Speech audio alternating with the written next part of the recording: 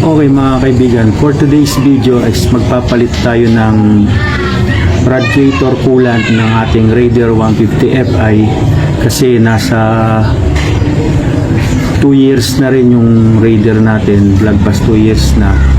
Kasi ang advisable is 2 years or 24,000 kilometers. Kaya papalitan na natin yung coolant ng ating Raider. Ito yung Raider natin. Ayan. Magpapalit tayo ng radiator coolant. At ito yung ilalagay natin. Ayan. Ayan. 500 ml SGP.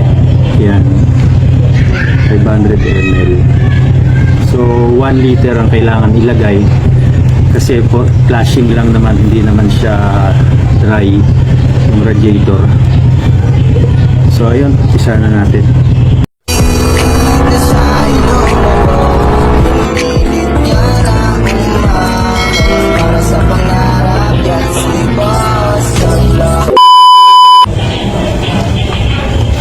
Paklasin natin yung takip ng reserva.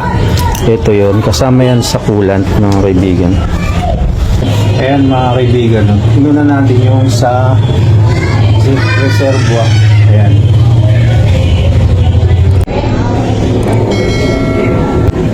Tapos next naman natin yung radiator mga kaibigan. Nandito naman yung pinaka-bolt niya. Ayan.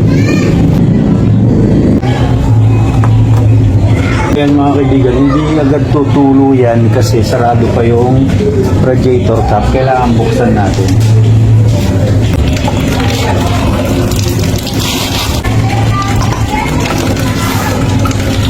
Tapos mga kaibigan, ibalik muna natin yung takip.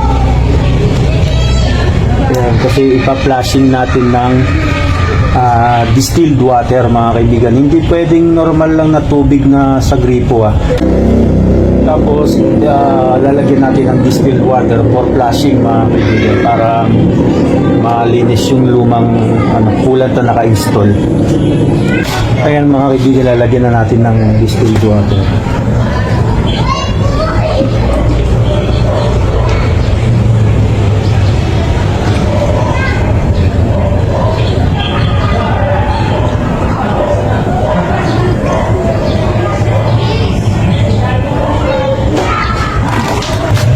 Pati yung reservoir natin.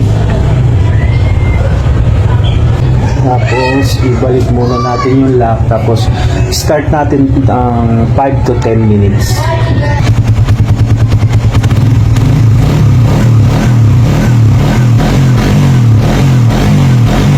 So ayun, ipa-flashing na natin uli ng distilled water. Bubuksan uli natin. Itapon natin kasi kailangan mabanlawan yung radiator ng distilled water. Ayan, at open na natin.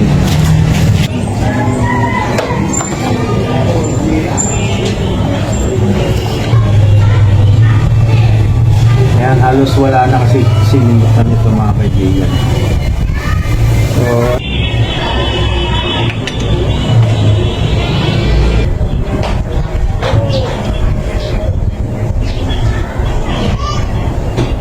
So ayun, nilalagay na natin yung coolant mga kaibigan.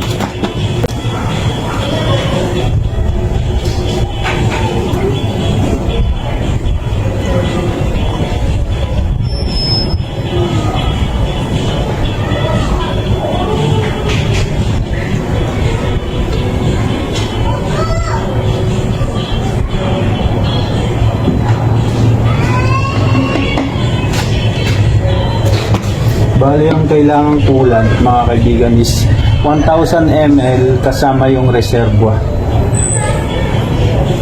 Yung kulang pa. Ito pa isa. Bali, ang laman nito is 500 ml kada isang ganito.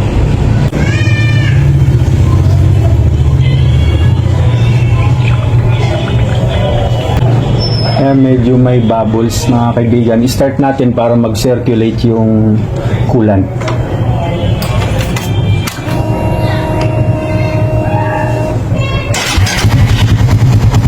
Kailangan mga kaibigan walang bubbles. Kaya lagyan ulit natin.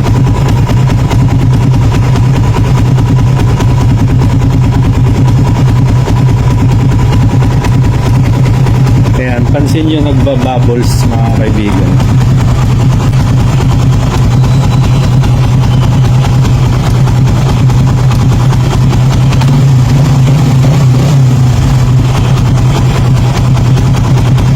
Tapos lagyan ulit natin.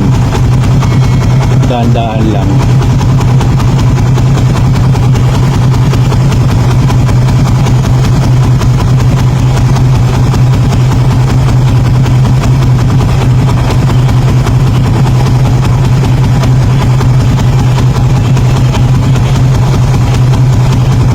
Kanya-kanyang diskarte yan mga kaibigan kung paano nyo mapawala yung bubbles, pero mas maganda i-start nyo para mag-circulate mga kaibigan. Ayan.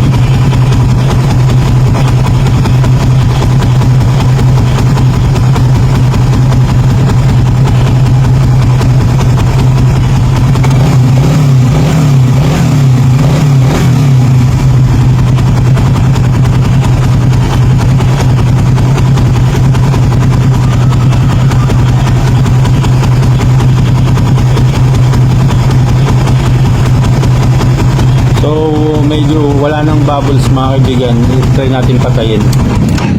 Ayan.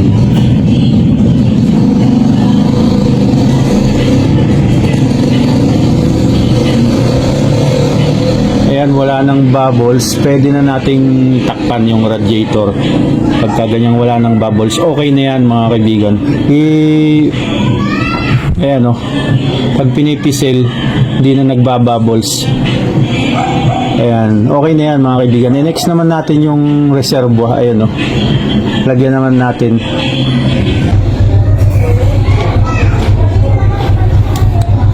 Ayan mga kaibigan, nabalik na natin yung takip ng radiator coolant. Ayan, at yung hose nabalik na rin natin.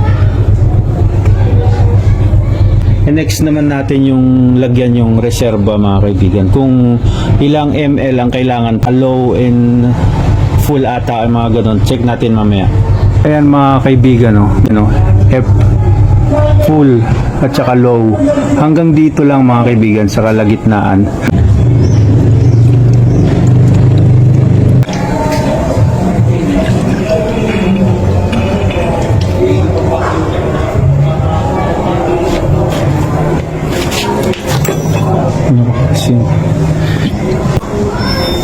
Ayan mga kaibigan, ang paglagay nitong takip ng reservoir, kailangan itong araw nandito sa baba. Ito siya mga kaibigan.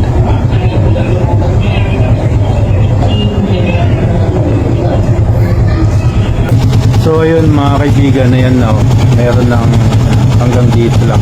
Ayan, ayan. Ito yung sinasabi ko kanina mga kaibigan. Ayan. Kailangan itong araw na to nakatapat dun sa hose. Ayan.